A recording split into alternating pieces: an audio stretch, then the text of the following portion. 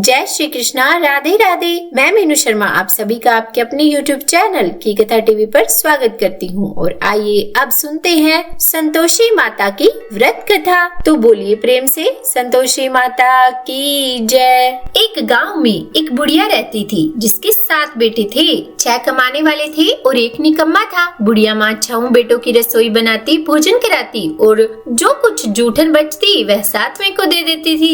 परंतु वह बड़ा भोला भाला था, मन में कुछ विचार नहीं करता था। एक दिन वह अपनी बहू से बोला कि देखो मेरी माँ मुझ पर कितना प्रेम करती है। वह बोली क्यों नहीं, सबका जूठा बचा हुआ जो तुमको खिलाती है। तब वह बोला ऐसा नहीं हो सकता है, मैं जब तक आंखों से न देख लूं मान नहीं सकता। बहू ने हंसकर कहा देख लोगे तब तो मानोगे। कुछ दिन बाद त्योहार आया। घर में 7 प्रकार के भोजन और चूरमे के लड्डू बने। तब वह जांचने को सिर दर्द का बहाना करके पतला वस्त्र सिर पर ओढ़ी रसोई घर में सो गया। वह कपड़े में से सब देखता रहा। 6 भाई भोजन करने आए। उसने देखा माँ ने उनके लिए सुंदर आसन बिछा, नाना प्रकार की रसोई परोसी और आग्रह करके उन्हें जिमाया। वह देखता रहा। 6 भोजन करके चले गए। तब माँ ने उनके जूठी थालियों में से लड्डुओं के टुकड़े उठाकर एक लड्डू बनाया। जूठन साफ करके बुढ़िया माई ने उसे पुकारा कि बेटा 6 भाई भोजन करके गए, अब तू ही बाकी है, उठ तू कब खाएगा। तब वह कहने लगा कि माँ मुझे भोजन नहीं करना, मैं अब परदेश जा रहा हूँ। तब माँ ने कहा कि कल जाता है तो आज चला जा। वह बोला हाँ हाँ आज ही जा रहा हूँ। और यह कहकर वह घर से निकल गया। चलते समय उसे अपनी स्त्री की याद आ गई। वह गौशाला में कंडे थाप रही थी।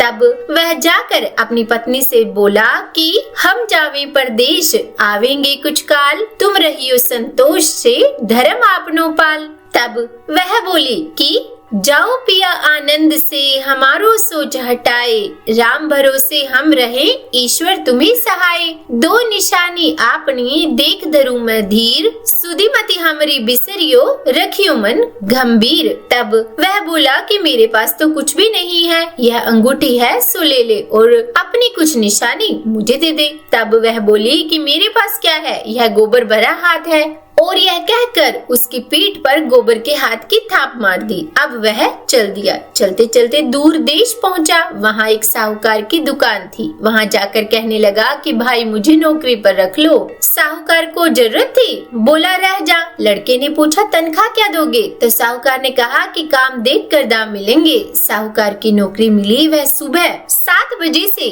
रात के 10 बजे तक नौकरी करने लगा। कुछ दिनों में दुकान का सारा लेन देन, हिसाब किताब, ग्राहकों को माल बेचना, सारा काम करने लगा। साहूकार के 7-8 नौकर थे। वे सब चक्कर खाने लगे। यह तो बहुत होशियार बन गया। सेठ ने भी काम देखा और 3 महीने में ही उसे आधे मुनाफे का हिस्सेदार बना लिया। अब वह कुछ वर्ष में ही नामी सेठ बन गया और मालिक सारा कारोबार उस पर छोड़कर चला गया। अब बहू पर क्या बीती वो सुनो। सास ससुर उसे दुख देने लगे। सारी गृहस्थी का काम करा के उसे लकड़ी लेने जंगल में भेजते।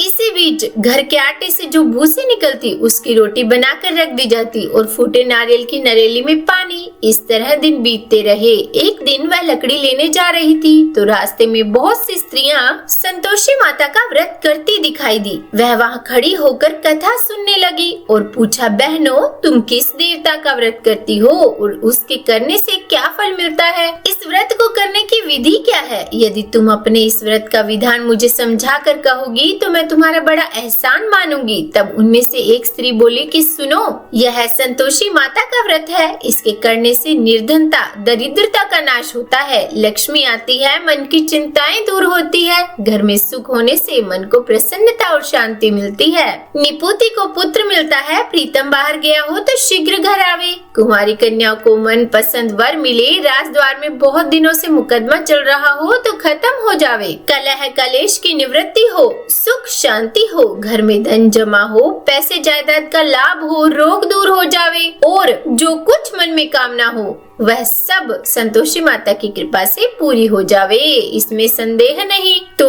अब वह पूछने लगी कि यह व्रत कैसे किया जाए, यह भी बताओ तो बड़ी कृपा होगी। तब स्त्रियां बोली कि 1.25 आने का गुड़ चना लेना, इच्छा हो तो 5.25 आने का लेना या 1.25 रुपए का भी, सहूलियत के अनुसार लेवे। बिना परेशानी और श्रद्धा और प्रेम से जितना भी बन पड़े सवाया लेना। प्रत्येक शुक्रवार को निराहार रहकर कथा सुनना।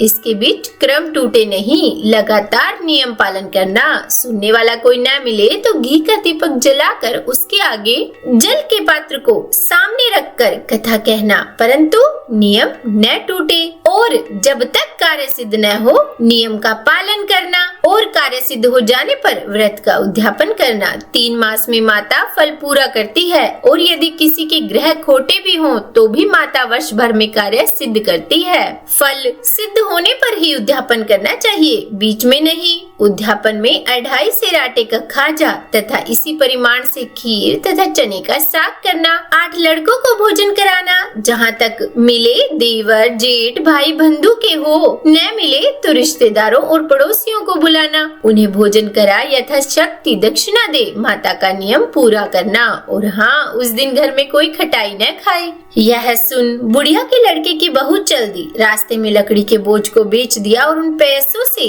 गुड़ चना ले माता के व्रत की तैयारी कर आगे चली और सामने मंदिर देखकर पूछने लगी कि यह मंदिर किसका है। सब कहने लगे संतोषी माता का मंदिर है। यह सुनकर वह माता के मंदिर में जाकर चरणों में लौटने लगी, दीन हो विनती करने लगी कि माँ, मैं निपट अज्ञानी हूँ, व्रत के कुछ भी नियम नहीं जानती, मैं दुखी हूँ। हे माता, हे जगत जननी, मेरा दुख दूर कर, मैं तेरी शरण में हूँ। माता को दया आई। एक शुक्रवार बीता कि दूसरे को उसके पति का पत्र आया और तीसरे शुक्रवार को उसका भेजा हुआ पैसा भी आ पहुँचा। यह देख जेठ जेठानी मुँह सिकोड़ने लगे।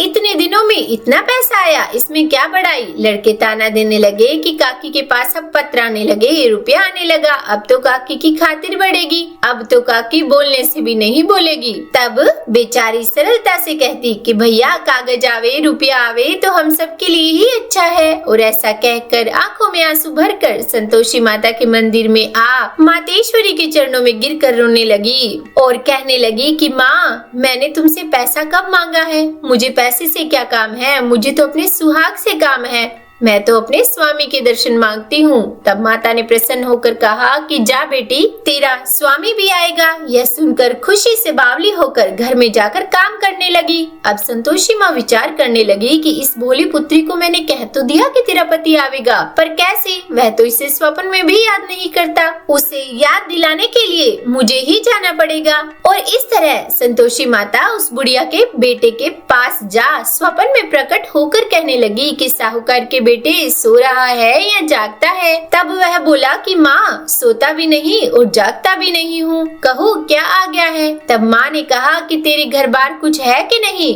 वह बोला, मेरे पास तो सब कुछ है, माँ बाप बहू है, क्या कमी है। तब माँ बोली कि भोले पुत्र, तेरी बहू घोर कष्ट उठा रही है, तेरे माँ बाप उसे त्रास दे रही है, वह तेरे लिए तरस रही है, तू उसकी सुध ले। वह बोला, हाँ माता जी, यह तो मालूम है, परंतु जाऊँ तो कैसे, परदेश की बात है, लेन देन का कोई हिसाब नहीं, कोई जाने का रास्ता नजर ही नहीं आता, कैसे चला जाऊं। तब माँ कहने लगी कि मेरी बात मान, सवेरे नहा धोकर संतोषी माता का नाम ले, घी का दीपक जला, दंडवत कर, दुकान पर जाकर बैठ, देखते देखते सारा लेन देन चूक जाएगा, जमा माल बिक जाएगा, सांझ होते होते धन का भारी ढेर लग जाएगा।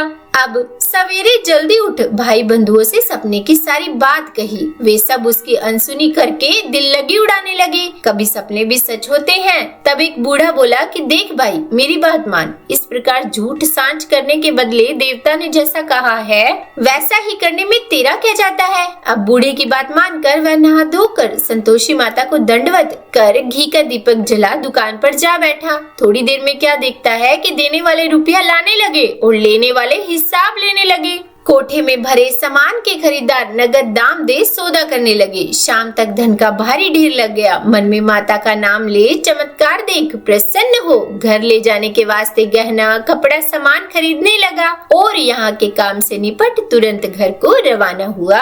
बहू बेचारी जंगल में लकड़ी लेने जाती, लौटते वक्त माता जी के मंदिर में विश्राम करती। वह तो उसके प्रतिदिन रुकने रुकने का स्थान ठहरा। तो उस दिन भी उसने वैसा ही किया और फिर धूल उड़ती देखकर वह माता से बोली कि हे माँ, यह धूल कैसे उड़ रही है। तब माता ने कहा कि हे पुत्री, तेरा पति आ रहा है। अब तू ऐसा कर, लकड़ियों के 3 बोझ बना ले, एक नदी के किनारे रख, दूसरा मेरे मंदिर पर और तीसरा अपने सिर पर रख। तेरे पति को लकड़ियों का गट्ठर देख मोह पैदा होगा, वह यहाँ रुकेगा, नाश्ता पानी खाकर माँ से मिलने जाएगा। तब तू लकड़ियों का बोझ उठाकर जाना और चौक में गट्ठर डालकर जोर से आवाज लगाना कि लो सासू जी, लकड़ियों का गट्ठर लो, भूसे की रोटी दो और नारियल के खोपड़े में पानी दो, आज मेहमान कौन आया है। तब वह बहू बोली कि बहुत अच्छा माता जी, और फिर माता जी से कहकर वह प्रसन्न मन से लकड़ियों के 3 गट्ठर ले आई, एक नदी किनारे पर और एक माता जी के मंदिर पर रखा। इतने में मुसाफिर आ पहुंचा। सूखी लकड़ी देख उसकी इच्छा उत्पन्न हुई कि क्यों न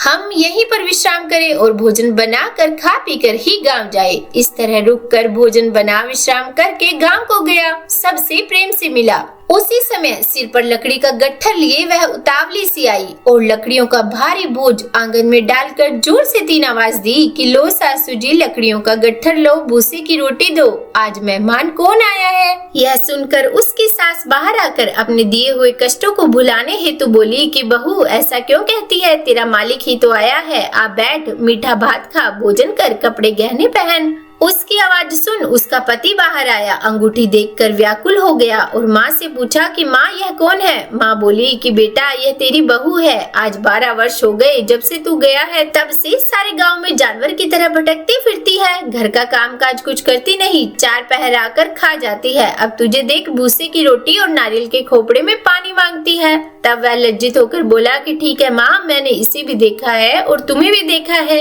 अब दूसरे घर की ताली दो, उसमें रहूंगा। फिर माँ बोली कि ठीक है बेटा, जैसी तेरी मर्जी वो कर, और यह कहकर ताली का गुच्छा पटक दिया। उसने ताली लेकर दूसरे मकान की 3री मंजिल का कमरा खोल सारा सामान जमाया। एक दिन में ही वह कमरा राजा के महल जैसा लगने लगा, वहाँ महल जैसा ठाट बाट बन गया। अब क्या था, बहू सुख भोगने लगी। इतने में शुक्रवार आया। उसने अपने पति से कहा कि मुझे संतोषी माता के व्रत का उद्यापन करना है। तब उसका पति बोला कि अच्छा, खुशी से कर लो। वह उद्यापन की तैयारी करने लगी। जेठानी के लड़कों को भोजन के लिए कहने गई, उन्होंने मंजूर किया, परंतु पीछे से जेठानी ने अपने बच्चों को सिखाया कि देखो रे, भोजन के समय खटाई मांगना, जिससे उसका उद्यापन पूरा न हो। लड़के जीवने आए, खीर खाना पेट भरकर खाया, परंतु बाद में याद आते ही कहने लगे कि हमें खटाई दो, खीर खाना हमको भाता नहीं, देखकर अरुचि होती है। तब वह कहने लगी कि भाई, खटाई तो किसी को नहीं दी जाएगी, यह तो संतोषी माता का प्रसाद है। लड़के उठ खड़े हुए, बोले पैसा लाओ। भोली बहू कुछ जानती थी नहीं, उन्हें पैसे दे दिए।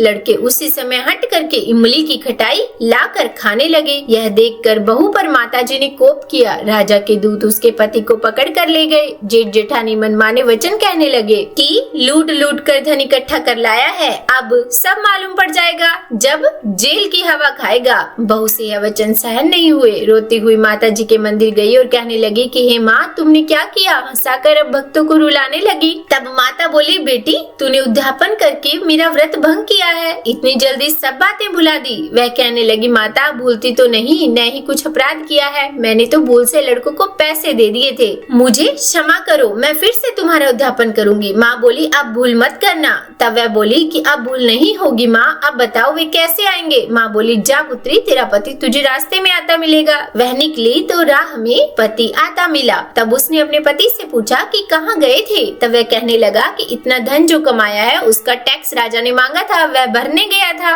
तब वह प्रसन्न हो बोली कि भला हुआ, अब घर को चलो। घर गए। कुछ दिन बाद फिर शुक्रवार आया। अब वह बोली कि मुझे फिर माता का उद्यापन करना है। पति ने कहा, करो। तब बहू फिर से जेठ के लड़कों को भोजन का कहने गई। जेठानी ने 1-2 बातें सुनाई और सब लड़कों को सिखाने लगी कि तुम सब लोग पहले ही खटाई मांगना। लड़के भोजन से पहले कहने लगे कि हमें खीर नहीं खानी, हमारा जी घबराता है, कुछ खटाई खाने को दो। वह बोली कि खटाई तो किसी को नहीं मिलेगी, आना है तो आओ। और फिर वह ब्राह्मण के लड़कों को लाकर भोजन कराने लगी। यथाशक्ति दक्षिणा की जगह 1-1 फल उन्हें दिया, जिससे संतोषी माता प्रसन्न हो गई। और फिर माता की कृपा होते ही ही 9वें मास में उसको चंद्रमा के समान सुंदर पुत्र प्राप्त हुआ। पुत्र को पाकर प्रतिदिन माता जी के मंदिर को जाने लगी। माँ ने सोचा यह रोज आती है, आज क्यों न इसके घर चलूं, इसका आसरा तो देखूं। और यह विचार कर माता ने भयानक रूप बनाया। गुड़ चने से सना मुख, ऊपर सूंड के समान होठ, उस पर मक्खियां भिनभिना रही थी। दहली पर पैर रखते ही उसकी सास चिल्लाई, देखो रे कोई चुड़ैल डाकिनी चली आ रही है। अरे लड़को, इसे भगाओ नहीं तो किसी को खा जाएगी। लड़के भगाने लगे, चिल्लाकर खिड़की बंद करने लगे। बहू रोशनदान में से सब देख रही थी। प्रसन्नता से पगली बन चिल्लाने लगी कि आज मेरी माँ मेरे घर आई है और उसने बच्चे को दूध पीने से हटा दिया। तो इतने में सास का क्रोध फूट पड़ा। वह बोली, देखो रे क्या उतावली हुई जाती है, बच्चे को ही पटक दिया। और इतने में माँ के प्रताप से उसे हर जगह लड़के ही लड़के नजर आने लगे। तब वह बोली, माँ मैं जिसका व्रत करती हूँ यह संतोषी माता वही है। और इतना कहकर झट से सारे किवाड़ खोल दिए। सबने माता जी के चरण पकड़ लिए और विनती कर कहने लगे कि हे माता, हम मूर्ख हैं, अज्ञानी हैं, आपके व्रत की विधि हम नहीं जानते। व्रत भंग कर हमने बड़ा अपराध किया है। हे जगत माता, आप हमारा अपराध क्षमा करो। और ऐसा कहने पर माता प्रसन्न हुई तो बोलिए, संतोषी माता की जय। हे माँ, आपने बहू को जैसा फल दिया वैसा फल सभी को देना। और जो यह कथा पढ़े या सुने उसके मनोरथ पूर्ण करना। तो बोलिए, संतोषी माता की जय। हे माँ, आज की यह कथा कहने, सुनने या सुनाने में हमसे कोई गलती हो गई हो तो हमें क्षमा करना। उम्मीद करती हूँ आपको यह कथा अच्छी लगी होगी। मुझे कमेंट करके जरूर बताइएगा। और अगर वीडियो पसंद आई हो तो लाइक करना और ज्यादा से ज्यादा शेयर करना। और हाँ, चैनल को सब्सक्राइब करके बेल आइकन को भी प्रेस कर देना। और कमेंट बॉक्स में जय संतोषी माता जरूर लिखना। तो बोलिए, संतोषी माता की जय।